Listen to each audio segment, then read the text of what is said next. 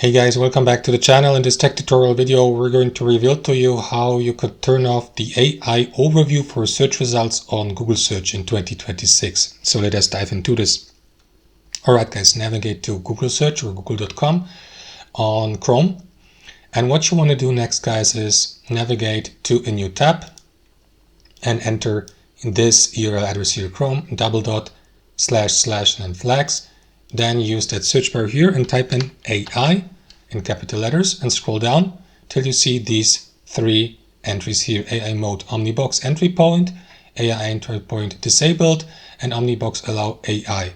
All three need to be disabled. So as you can see, I've already done that, but if you haven't done that yet guys, click into the drop down menu and choose disabled here as well, and all three need to be turned off. Before you relaunch Google Chrome, enter the search bar here, into that search bar, this entry, NTP, and from that navigate to NTP Compose box, and again disable the given feature here from the drop down menu. Now we can relaunch Google Chrome.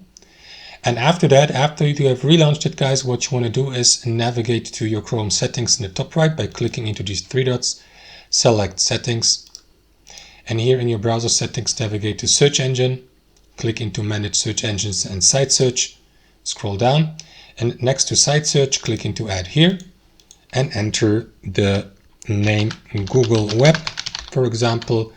Assign a shortcut, add web search or Google or something like that. And then guys, what you want to do is enter the following URL into this field here. I'm going to paste it right here into that field. Let me also zoom in so that you can memorize it or write it down, and then confirm by clicking into add. That is going to add the entry here.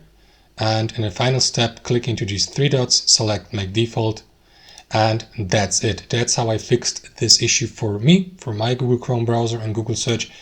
Please let us know in the comments down below if it did also for you. Thanks for watching, hope you enjoyed it, got some value from it, and we'll see you next time on our channel.